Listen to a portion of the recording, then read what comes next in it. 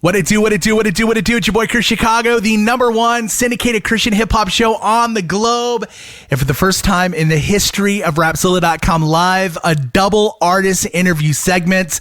Look, this artist is special. The story is special. The music is special. I mean, I could sit here and easily say that not only is this artist that we're talking to today one of my favorite artists of all time, we can say he's a legend in the game, a pioneer as of late, somebody that if you don't know who he is, you should know the name Thizzle. Welcome to the show, man. What up with it, Brody? I think the cool thing is where we're at right now, Thizzle, in the world of Christian hip hop, at least this is what I'm seeing, is that there's a lot of new fans and new listeners that are coming into the genre every single day. And I'll have conversations about certain rappers or certain songs, and they're like, I've never heard of that. What are you talking about? So like, there's going to be plenty of people listening to this interview who are like, oh yeah, I've been rocking with Thizzle for 10 years. You know, I know what's up, but I think there's such a large amount of new listeners right now that might be getting introduced to you for the first time. I want to take this first moment and just allow you to say, yo, I'm Thizzle. This is who I am. This is what I've done. This is what I'm about. So why don't you take a few minutes and just talk about who you are? Oh, man. I appreciate that introduction. And that's one of the things I appreciate about you being a real personality and journalist. You understand what's happening. That's why I appreciate that. No doubt, man. But yeah, I'm Thizzle from St. Louis, Missouri. I actually enjoy this part. Honestly, I don't feel like I don't feel like if new people aren't being introduced to what you're always doing, you're not growing. So right. I actually think this is a cool part. But I'm from St. Louis, Missouri. When it comes to doing albums, I mean, I got like 7, but I've done everything from charting hip hop charts, billboards. If I'm not mistaken, which I think I'm not, which is going to be truthful, my record, Chronicles of an Ex-Hustler, was the first quote-unquote CHH album to even chart on iTunes Hip Hop. Wow. Because before, at that point back then, everybody in our space was putting their records in Christian music. I've never put in my records in Christian music. It's always been in hip hop. And so that... I won a Grammy for Engineering on Lecrae's Gravity album. And as far as music, man, I just love music. I love making music that has a sound and message and intensity to reach urban culture. That's my thing. So that's me in a wrap up. Yeah, I remember the first time I ever heard of you. I think it was because there was a buzz because you were charting on the mainstream hip hop chart on iTunes with Chronicles of an Ex-Hustler, and so I started hearing your name. And I had heard your name, but I hadn't heard your music. And so I remember this is when we used to buy albums, right? So I bought your album on iTunes, and I remember driving around Nashville and I was listening to it, and God, I think the first song that I heard was I Hate You, Crack. And and I just remember just being like, I never heard anything like that in my life. Like the realness of it, the rawness of it. And I was almost like, are you sure this dude is a Christian? Like, is this, am I listening to Christian hip hop right now? I don't think I am. So I remember when I made that record. So first of all, Flame, for the people that know Flame, Flame is like CHH pioneer, like all the way. Another great one. So yeah. And so Flame was one of the people that kind of introduced me to the whole world. When I met Flame, I was in my neighborhood on a Friday night, trapping. Like I was in the street. I was a street dude. Like I met Flame because my church came evangelize in my neighborhood. And so right after that, I was arrested for a crazy crime that I didn't do, but I had some crazy charges against me. Thought I was going to be in jail the rest of my life. And I met Flame, and Flame just kind of rolled it out with me. And I remember when I didn't even want to do music at first. When I came out the street, I was doing music on a high level, especially locally. Like I was opening up for all kind of national artists. I had talks of like getting a record deal on the table, all kind of different stuff. Me and my friend were like $25,000, $30,000 into doing an album of our own money. And so I just was like, when I came out the street, I didn't even want nothing to do with music at all. I just was going around with Flame and helping him out and doing stuff with him. I just wanted to know the Lord. That was my whole desire in the beginning. And so once I started back to doing music, it was crazy because I sat down with Flame one day and I was trying to do music at first and put it in a bubble that I thought it needed to be in order for me to be successful in the Christian market. But that's not never what I wanted. I've never wanted to be a Christian superstar. Like, I've always wanted to use my music, my message, my life to impact people, even if that means, like what you just said, some people will hear my music and be like, whoa, like, is this not Christian? But my idea of making music as a Christian was never to make music that was for religious people, but to make good music that could get me in front of people of all spaces so they can see my life, they can hear my message, and they could get an understanding of what it looks like to see a person live this out in the physical form.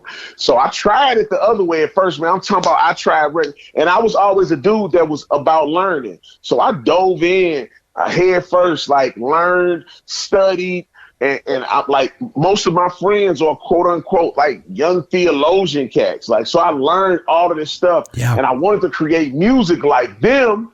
And I'm trying, and I'm making these songs, and they're all about these words and stuff anyway. And I'm sitting there one day, and I just felt God say to me, man, the people that I'm calling you to reach, they're not gonna even understand that. And so I went to Flame after that. I said, Flame, if I can't make music that I can feel first and then give the people, I said, I don't want to do it.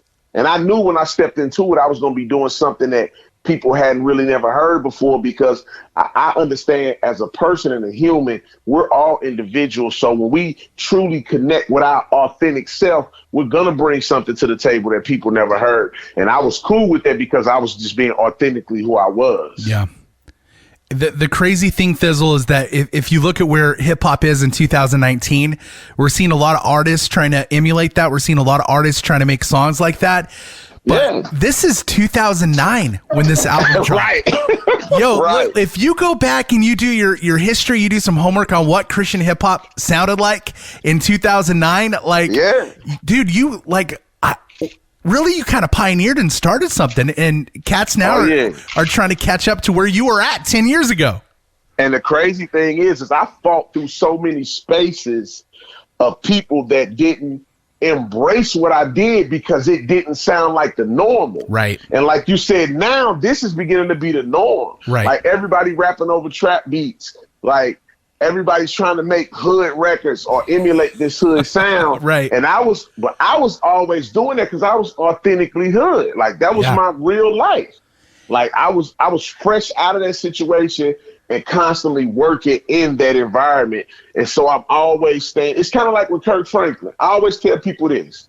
Kirk Franklin stays as relevant as he does with a constant. His audience is always growing, and it's always growing with young people. So the reason he is that relevant and always stays that relevant is because Kirk Franklin always keeps young people around him. Like, if you see all the people that's in his choir or group or whatever you want to call it, it's always young, quote unquote, hip people. So they're bringing this fresh energy in. He's always connecting with young artists. They keep him abreast of what's going on and how stuff sounds. And then he puts his authenticity onto it. His authenticity flows through all of that. So for me, it was the same thing. I came out the streets. Like, I was a street dude. I didn't grow up in church. Like, that's really what I did, like, all the time.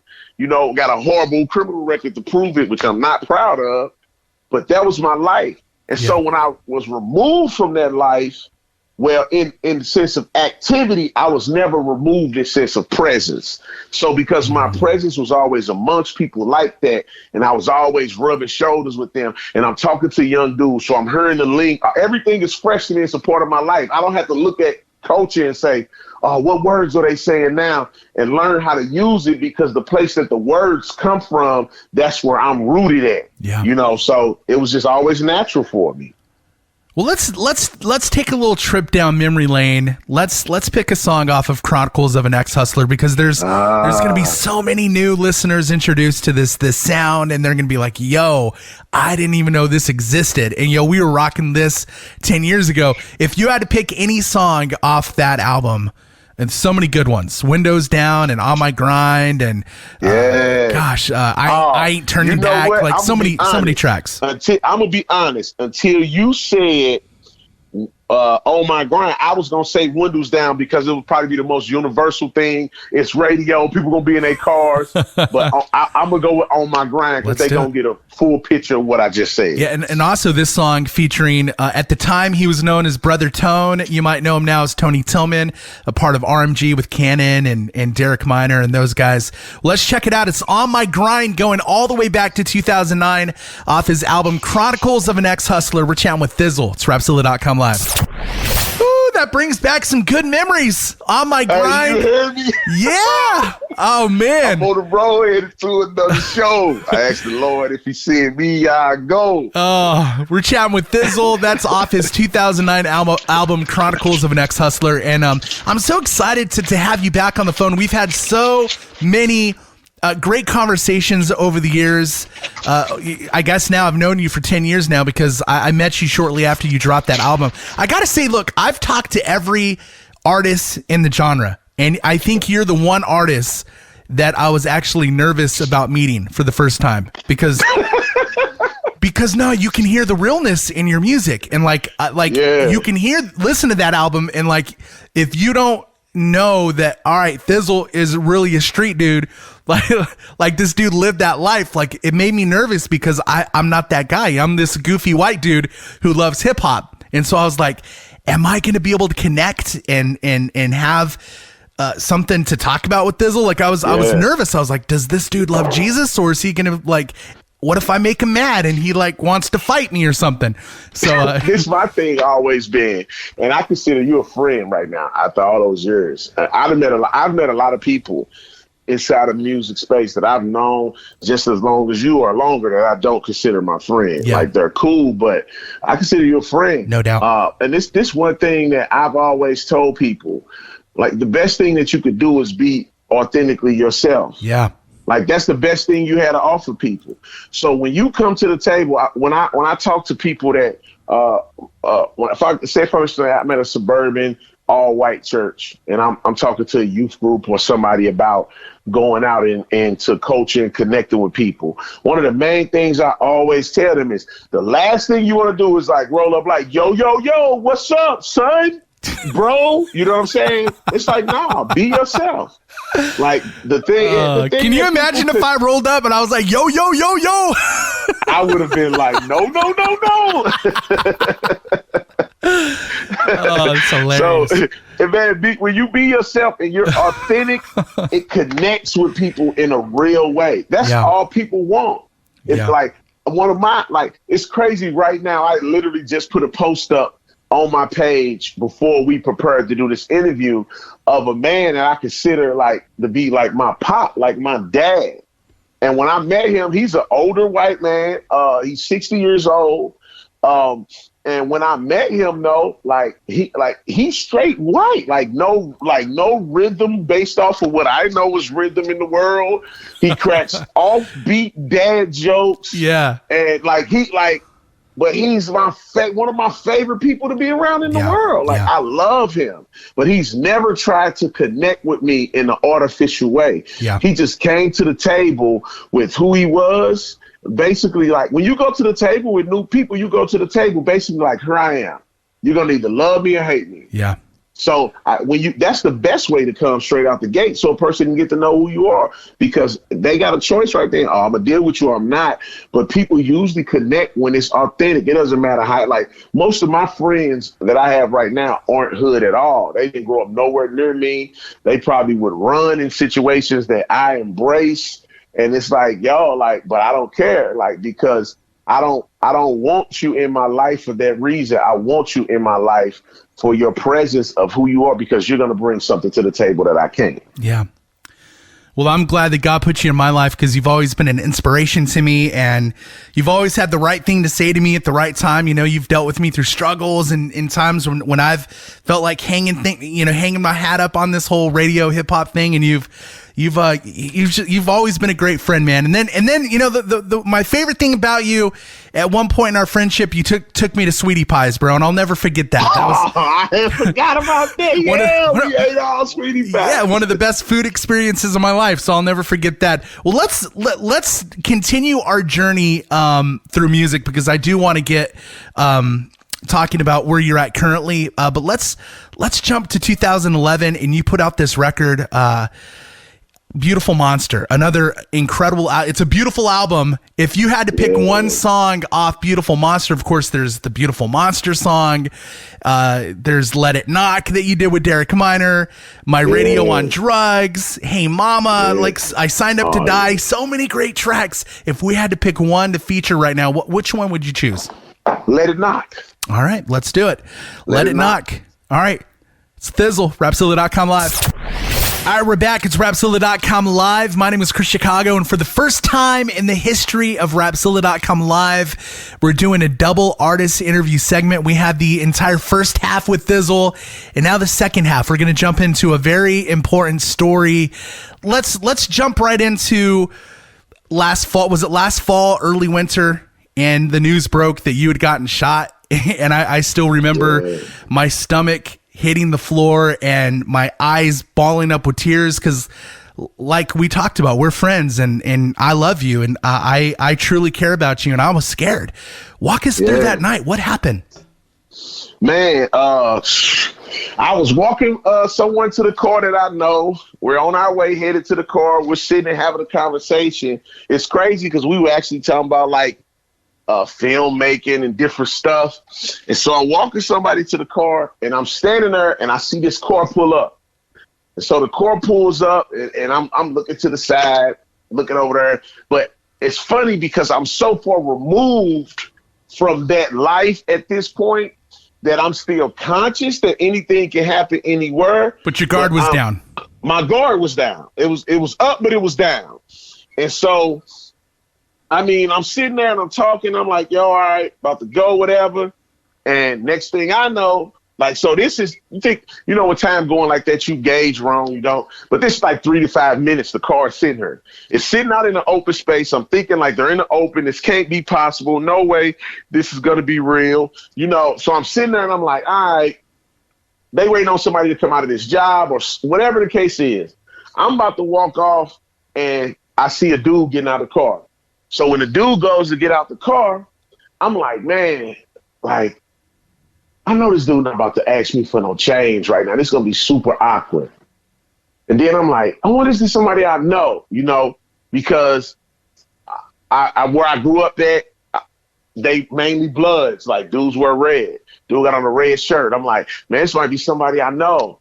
And so the dude, as he walks around the car more and more, I see somebody like get out the back, but I can't really see them.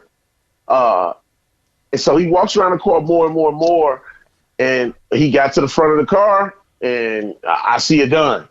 So as soon as I see the gun, so I got my gun with me legally. I have a legal gun I carry. So I got my gun with me. So everything starts rushing through my head right now. Like, oh man, dude got a gun.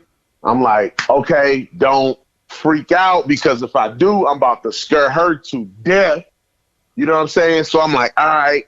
So now this is the crazy thing, just being 100. If this would have been closer to me coming out the street or a different mindset, soon as he got out the car, I had my gun on me. I would have pulled my pistol out and got to shoot at him. I could have killed him. And the reason I say I could have killed him is because when I reached my hand up to him and I was like, hey, bro, I'm like, you don't got to do this. You don't want to do this. You know what I'm saying? And I'm finna try to talk him off the ledge. First of all, I only had $10 cash on me. I don't even carry cash. Wow. Second, I'm like, I'm not going to let you get that close to me where you could do something to me. So talk to me from over there. Right? So I'm like, hey, bro, woo, this, that, the other. Do you want to do it? And so by the time when I do that, it was like simultaneous. I do that.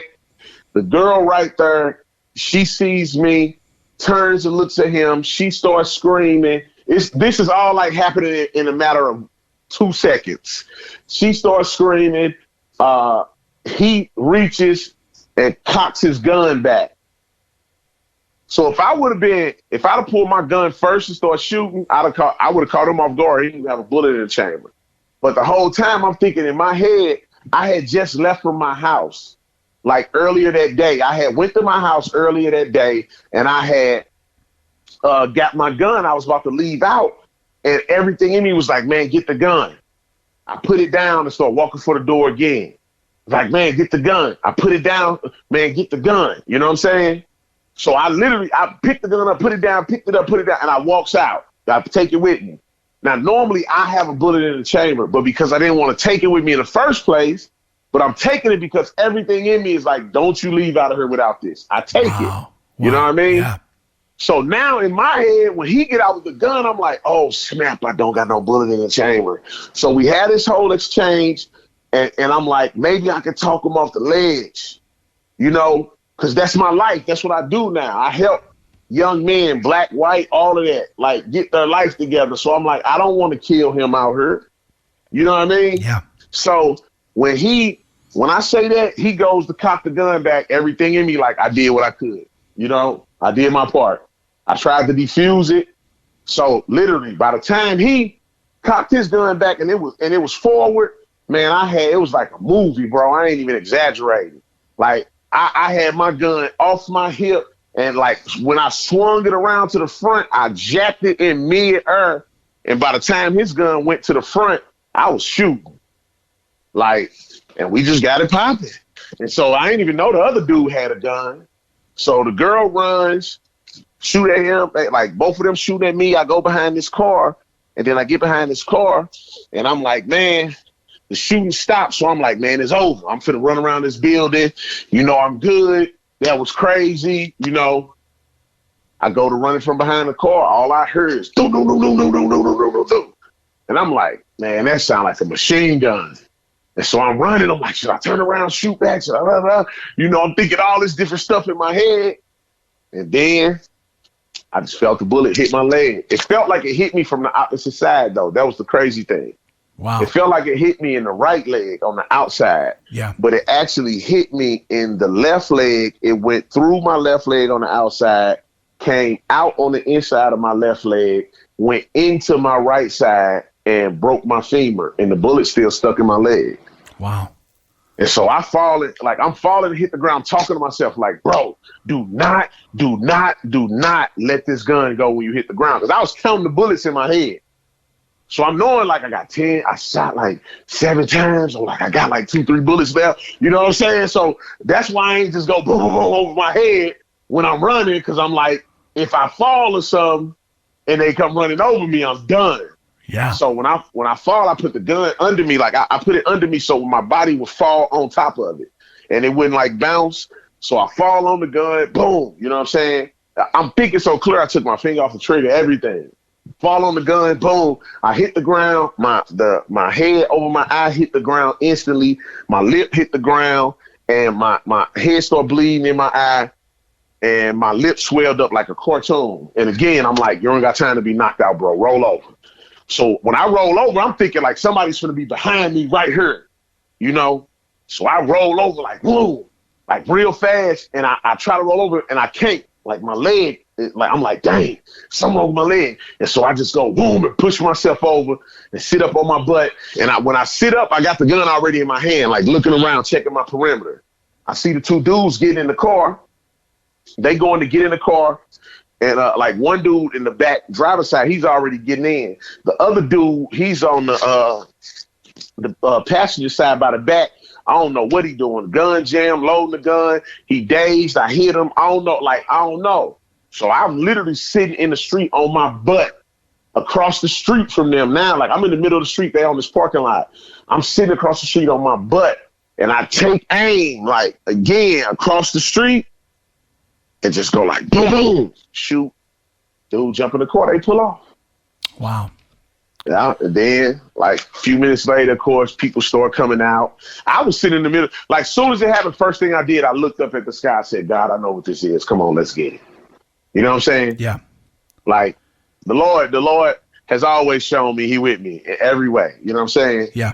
So I'm like, whatever's happening right now, it's happening because God allowed it to happen, and God trying to get me to a certain place from it. Yeah. Let's go. You know what I'm saying? Yeah. Next thing I did, I checked myself. Because I ain't gonna even front, bro. When the dude got out the car, your brain started going so fast in these situations. One of the first things I thought was like, man, I'm finna mess up one of my favorite shirts. Like, no lie, bro. So I don't lie. Yeah. I'm like, I'm gonna mess up one of my favorite shirts. So when I'm on the ground, I start checking myself because I know your adrenaline going. I'm like, I could have got hit 5 more times and I don't even know it yet because I ain't feeling it because of my adrenaline, because the person shot behind me like 20 times, 25 times. So I'm like, I'm checking my upper body to make sure I ain't hit nowhere. I'm like, oh, cool, I ain't hit nowhere. So then I feel numb between my legs and I feel wet. You know what I'm saying? So I look down. I'm sitting up on my butt. I look down and like, first thing I thought, no lie, I'm like, it hit me in my private. So I like check myself and I'm bleeding. I'm like, I'm cool, but I'm bleeding down there. So I'm like, all right, I'm hit somewhere down here. My leg is broke. You know what I'm saying? Yeah. And like my leg broke. And so then that's when I looked down at my foot. I looked down at my foot and my leg was literally like my foot was sitting on the side. Like it was flat, like on the side, and the rest of my leg was straight. So I'm like, my leg broke. Wow. And I was like, first thing I thought, I said, this mother like probably knocked off my leg because it sounded like a machine gun. Yeah. So I'm like, my leg is probably in my pants, but it's probably disconnected from my body. You know what I'm saying? Mm-hmm. And so I tried to move my foot.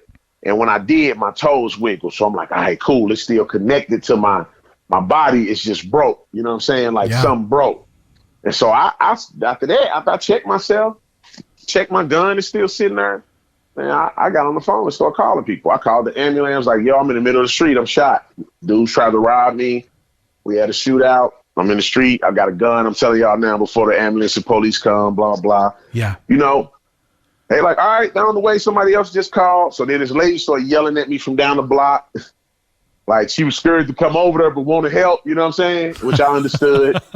So she like, I called the ambulance for you, you know? Yeah. And you got to think about this. I'm downtown St. Louis, so I'm by $1 million developments. I'm not in the hood. Yeah. Like I saw somebody like right after I got shot, I was on Facebook saying one of the stupidest things in the world. A dude was like, he said, I just got through arguing with my partner. He told me Thizzle must be backslid because he still live in the hood and God allowing him to get shot. I remember seeing that. So that was the stupidest thing in the world. First of all, I wasn't in the hood. Yeah. I was literally on the side of a building that they's probably put like $200 million into developing. Yeah. I was on the side of my bank, which is a huge bank. I'm right here by everything. Like I'm downtown by Busch Stadium. I'm downtown by all of the arts. This is where I'm at. I'm downtown, so I'm not even in the hood, which is stupid. Like it was stupid for somebody even to say that. First of all, definitely, bro, I'm not in the hood, and so you gotta think. Some of the people living down here, they ain't even used to that stuff. So they yelling from a distance, and then people start coming out and they trying to, help and all that. And then the ambulance came. And a lot of people know who I am. So people that start coming out, they were like, oh my gosh, that's Thizzle. Yeah. And so our ambulance came. They picked me up, put me on the thing. And I was sitting out there and I was calling all of my people myself. Like, literally calling people like, yo, I'm going to tell you something. Don't freak out, though. Listen, it's me talking to you. So I'm okay. Yeah. And they like, what? It depends on who it is I'm telling. I was like, yo, I just had a shootout. My cousin, I'm telling him, bro, I just had a shootout with some dudes. They tried to rob me downtown. I'm shot. My leg broke. Yeah. He like, stop lying. I'm like, cuz, my leg is broke. I'm sitting in the middle of the street right now. Blah, blah, blah. What street you on? I'm on my way right now. You know what I'm saying? Yeah. But then I might call somebody else and be like, I tell you this, don't panic. Keep listening to me. Because I know they're going to freak out. And I'm like, okay, I just got shot. I'm fine because I'm telling you I'm in the middle of the street. Oh my gosh, hold up. You know what I'm saying? So it depends on who you told, how they responded. Sure. But the whole time I'm calling everybody, like, even when people made it to the hospital, bro, like all my people started getting there, And people was coming back to see me. They'd walk in like they finna start crying. I'm like, no. I'm like, no. Don't do that. I was like, I'm good. Like, look at me. Like, I'm straight. Yeah. You know, even though I wasn't. Like, I'm be honest, I wasn't. Because on the inside, at that moment, I was fighting off all of my confusion. I'm fighting off all of my doubt, all of my tricks, the tricks the enemy throwing in my brain. But one thing that I knew for sure was I know what I mean to everybody around me. And for most of them, I'm a ray of sunshine. Like, I'm the person that's always happy. I'm the person that always is there for them. Yeah. So I'm like, who's going to do that right now if I'm doing it? You know, like if I'm, so I just instantly went into my own self, you know, like, yo, we good. And then like, I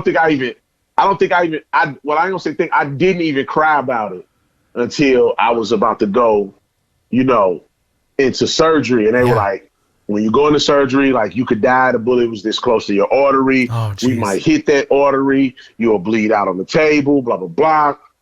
You know, you couldn't wake up from this anesthesia. And so when that happened, that's the moment when it like broke me. Yeah. I'm like, yo, I can straight die right now. Yeah. I can't even imagine, bro. Yeah, but from this surgery, like I can straight die. And so at that point, the crazy thing is I still was worried about everybody else around me. When I broke down and started crying, I'm like, yo, you come here.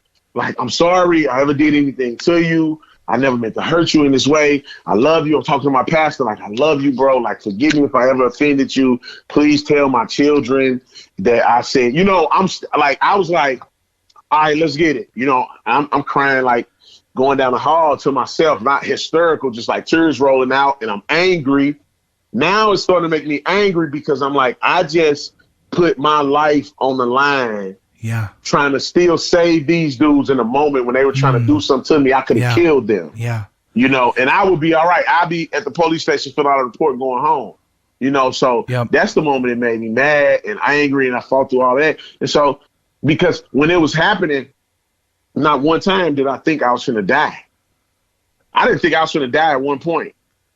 Because I, honestly, just being honest, I know myself. I know what I've done. I know the type of stuff I've been through. I've been in them situations 100 times. And so I never had one thought like, oh man, I'm probably about to die out here. Because when you in situations like that and you get to thinking like that, you're going to do something out of fear. Yeah. You know, and you might die.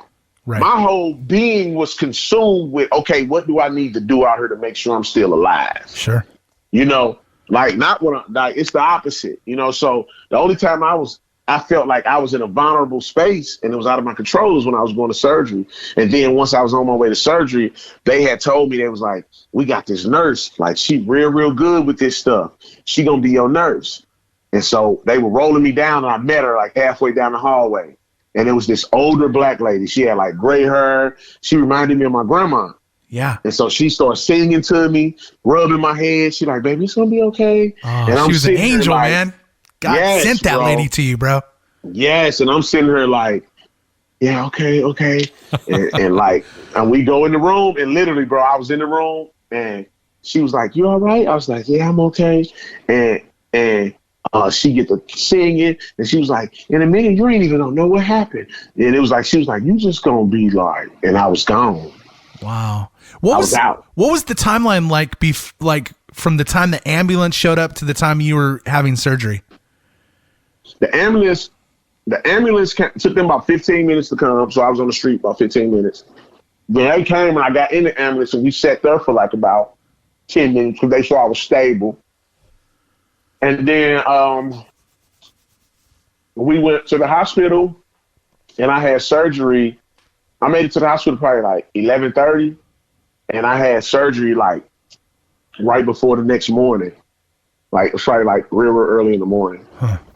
Wow. Well, so it was some hours before I had surgery. Yeah. I remember I was on the radio when I first got the news and I was just constantly checking socials, you know, and just trying to get an update on you. And I remember reporting on it on the radio and I was asking my audience to pray for you. Yeah. And then I got a call from Thi'sl. And Thi'sl's like, man, how come people keep calling me saying that you're telling people I got shot? They weren't hearing. I was saying Thizzle on the radio, but with me being in Houston, people were hearing Bizzle. Bizzle, yeah. And so they started blowing up his phone, being like, "Oh, Bizzle got shot. Bizzle got shot." And so Bizzle called me, and he's like, "Why are you telling people I got shot?" And I was like, "No. I'm talking about Thizzle." And so it was, yeah. I'm just. I knew that was gonna happen. Funny thing, I was like, people gonna think it's him. Yeah. Because whenever we mention our names that much, people think that. Yeah, exactly. One question, this is a silly question, but you posted it on Instagram one time. You had your shoes, bro, from when you got shot, and you were contemplating, do I keep these shoes or do I get rid of these shoes? What did you end up doing? I kept them. Good. So most people that hit me up, they were like, "No, keep them, use them to do this or speak with them," and I'm like, "You're right." Yeah. Nah, I never put them on again. Right. Yeah, I ain't gonna put them on my feet. Right. Like, I'm cool. Somebody can have them before that, you know. Yeah. But I definitely I kept them because I mean, at the end of the day, I ain't superstitious. But at the same time, it's like some stuff you don't want to be reminded of. Sure. You know? But it's like the crazy thing is there's no way around it for me. Yep. Because right now I got a rod in my leg from my knee up to my hip. Wow. It's like my whole femur has a rod from the top to the bottom. Robot Thizzle. Yeah, that's what I kept telling people. I was like, I'm a RoboCop now. I kept saying I went to Wakanda and got some vibranium in my leg. Exactly. I saw that too. I love that. So, I love that. I got screws in my leg. And the crazy thing is every now and then, I was just going to post something about this today. I was literally about to post. Sometimes I forget I got this rod in my leg. And sometimes I can't forget. Yeah. Exactly. You know what I mean? Yeah. Sometimes I'm literally walking and I'll be like, dang, I got a rod in my leg. Yeah. Or like, I'll be, doing something and be like, dang, I should have did that too easy. I remember I couldn't do that. But the thing that always reminds me is I have nerve damage on the side of my knee now. Yeah. Like on the side of my knee and like the top of my shin. So yeah, it'll never feel the same again. Yeah, exactly. Yeah, it always feels like it always feel like it's cooling off after it been burnt, for lack of better words. Yeah. Yeah. How you like burn yourself and then your skin feel like once it's cooling down, it'd be like, oh man. Yeah. That's how it always feels. Exactly. Well, hey, let's play a song. Do you want to go Fallen King? Do you want to go Heavy as the Head, Against All Odds? Where should we go next? And then I want to come back after this song and talk about the future and talk about what you got going on. So let's do this. Let's go to Against All Odds. All right. And let's do Redemption. Redemption. All right, let's do it. Safa's album came out in 2016, Against All Odds. We're chatting with Thizzle. It's Rapzilla.com live. It's called Redemption. We're chatting with Thizzle. Such an incredible story. I mean, I have goosebumps just hearing about that night. Of course, you just caught us up. The whole story about when you got shot, and praise God that you're doing well. And you're thriving, and there's videos of you jumping rope again, and and we can hear this new passion and this new fire that you have. It brought me alive. I'm so excited about that because we know that through this, through all the trials and the fire, God is going to use this, and through it, God's going to birth new music from you, I'm sure. Talk to us about the rest of 2019. What do you got going on? What can we expect from you? So, man, I'm writing music, of course. It's crazy because I was working on some songs before this even happened that I didn't even know when I was going to put out, planning. But I was just going in the studio venting, just having these moments. Yeah. And I'm talking about when I got to record them and going, it's like, yo, these songs, they sound like I just wrote them after this. So Derek Minor came into town, Cannon, Ty Brazzle, a few people came to town to see me while I was in my wheelchair. And I was playing new music for them. They're like, man, this stuff is incredible. Yeah. They're like, you didn't just make this? I was like, no, I recorded this like 6 months ago. Wow. I got this one record called Die Young. Or the chorus, I'm saying, I don't want to die young. Where I'm from, everybody in my city got a gun. Oh, about to catch a wow. body already on the run. Yeah. You know? So, and I wrote that thinking about youth. I did a thing at East St. Louis High School, and I was looking at the kids, like, after I got done talking and rapping, and I'm just like, man, what is their heartbeat? Like, what are they afraid of? What are they concerned with? And I look around at youth today, and I'm like, man, they live so reckless because they're afraid. Yeah. They're afraid, like, man, I'm probably going to die tomorrow. So today, I really don't care what I'm going to do. That's not a sign of a surety. That's a sign of desperation. Yep. It's like, I'm so confused about life. I'm going to do whatever today because tomorrow I'm scared I'm going to die. And so I got that record. I got some other records. And, man, I've been working on, I got a couple book ideas I'm going to work on. I'm just going to get back to work. I got some shows already lined up coming. I'm just about to announce online this week that I'm back to taking bookings. So I already got quite a few of them that came in. I got a couple that came in already that we've locked in already, like a few that we've already locked in. And so I'm just now about to announce I'm back to doing shows. I'm taking speaking events. And truthfully, bro, it gave me a whole new fire. Like I told people, the people that I've talked to this so far, like, man, I was down. Like, I was down, bro. Like, I dropped my phone. Hold up. No, I dropped my phone. I remember you being down because I remember just where you were before this happened, and my phone has failed. What you say? I was saying I remember where you were before all this happened, and I remember wondering, like, man, like what does the future look like for Thizzle? Because I was done. I was worried about you. I was worried that you might be done. I was done for the simple, like, I was done. I was prepared. Like, I wanted to live a life. And I'm going to be honest with you, right? First of all, this is the first place I've talked about this that I know a bunch of people are going to hear, what happened to me. Yeah. Well, thank you for coming on and chatting. You're my guy. It had to be with you. It had. It's only two people that I could have seen this happen with, you or Wado. And Wado, like, he don't got the show no more, And so, like, I was done, bro. And I'm gonna tell you honestly why I was done. There were several things. So I had personal things going on that I was just so in such a bad space with, that I was working through, getting this stuff through. But music had always been a sanctuary for me. It was always a safe place where I could come and create and get out how I feel. And I lost the passion for music, honestly, just being truthfully, dealing with CHH industry and some of the people in the community. Of course. Like, I felt like what I bring, and I'm going to be honest, I still feel like this today, but now I just know how to respond. I needed time to see what to do. So I feel like what I do is not being utilized, it's used, like people use it for when it's convenient, but they don't want to utilize what I have, to fully try to put me in a space where I can really impact culture. Yeah. And so it's just like I had went through so much dealing with fans about how I make music and all of this, to where the negative things, because I was working through other things, the negative things just became too much for me to even want to deal with.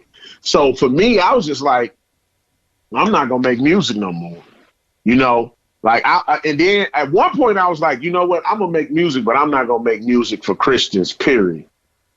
Because I can go to one or two extremes when I feel fed up with something. I could just be like, I really don't care. Yep. Or I could be like, well, I'm just going to get you out of my space because I need to make sure that life is okay. And so I was like, I'm done with dealing with Christians with music.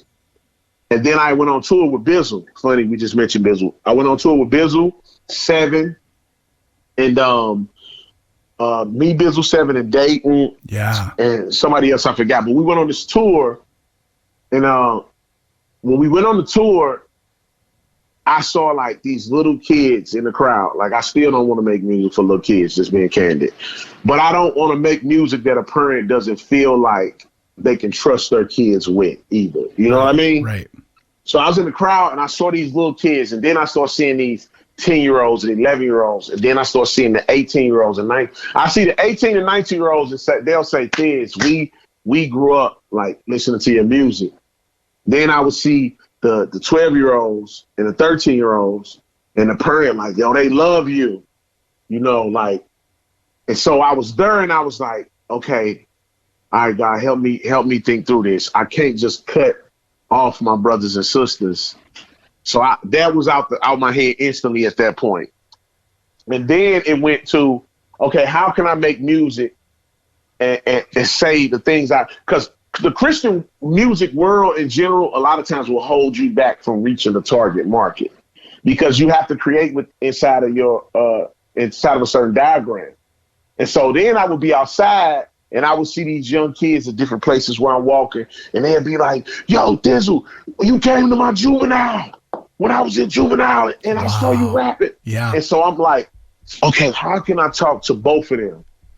You know, because ultimately the scripture tell me to go after the one and lead the 99, you know? So I just needed to get my perspective right and get to a healthy place where I wasn't responding from my hurt.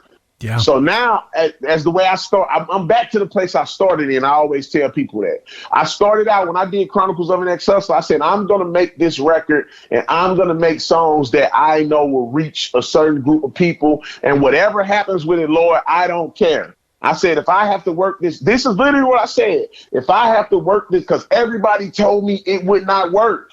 Everybody in the Christian world, that ain't gonna work. It's too dark. People not gonna listen to this. They ain't gonna respect it. They've been telling you that your entire career. That's what I said. That's Chronicles of an Ex-Hustler. Yeah. So I'm back at the place where I was at in Chronicles of an Ex-Hustler and saying, man, this is what I was sent here to do. Wherever it land, and I'm gonna do it with joy. And the crazy thing is, bro, it's so crazy that I know God allowed this to happen. Well, he's going to get your attention somehow, right? Bro, the music that I've been making though since this, it's ridiculous. Like it's like ridiculous. Let's talk about this song. It's one of the best songs I've heard in a long time. I'm biased because I'm a huge Thi'sl fan, but talk to me about this song called Bright Lights. It's one of your new ones, one of the new ones you've been working on. Chat with me about this record. So I did this song. This is one of the songs I did before I got shot. And I was in the studio one day and I was just thinking through life and different other stuff. And so I've always created from a raw space. And I heard the beat, it came on, the beat's so lit. And I was just like, I just started saying stuff like, boy, got this soul blow. And I'm like, so I started rapping it and I'm like, man, don't let them lights blind you. So it's like I'm rapping it, but I'm talking to somebody, but the song is lit. You know what I'm saying? Yeah. And so I was like, I recorded it and left it at the studio and didn't trip. So I was in Atlanta. I went to Atlanta for a weekend. And I went by Reach Records to see Lecrae and them. So this was before I got shot too. And Craig was like, you working on some new music? I said, yeah. I said, you want to hear some of it? He like, yeah. So we started playing it on the speakers. Now, I'm going to be honest. Like, I always have my mindset on what I want to put out first. And then I'd be like, oh, I'm putting this song first. You know what I'm saying? I know how you are. Yeah, so I had this, I'm putting my first song in my head. So I get to playing songs. I play the song first that I'm like, I'm putting this out first. Listen to this. Craig like, that mug hard. So I play something else. He like, I see what you're doing. That's tight. And I play something else. He like, oh, this remind me of. Then I play this song. He like, oh my goodness. This is crazy. And so I said, that's funny. I said, I was going to ask you to get on it. So so he was like, bet. This is before, bro, this is crazy. This is before Let the Trap Say Amen came out. Wow, okay. And so Craig actually wanted to get the song to put on his project. Wow. But that project had to be all Zaytoven beats. Right. So Craig tried to get it, and then I came back later on when I saw I was gonna put it out. It was like, bro, get on the song. And so like the finished version of the song I have now, he's not on the song, and honestly, it's my fault that he's not on the song. Because when I was supposed to send it, I didn't send it. I could still send it or have sent it, and he would get on it. But once I came out of surgery and all of that, and I finally got myself to a place where I was like, you know what? Like, God, like, man, get to it. Like, let's go.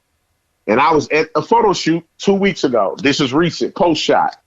So one of the things I was looking forward to when I was taking a photo shoot, because I didn't know if I was going to ever be able to stand up again.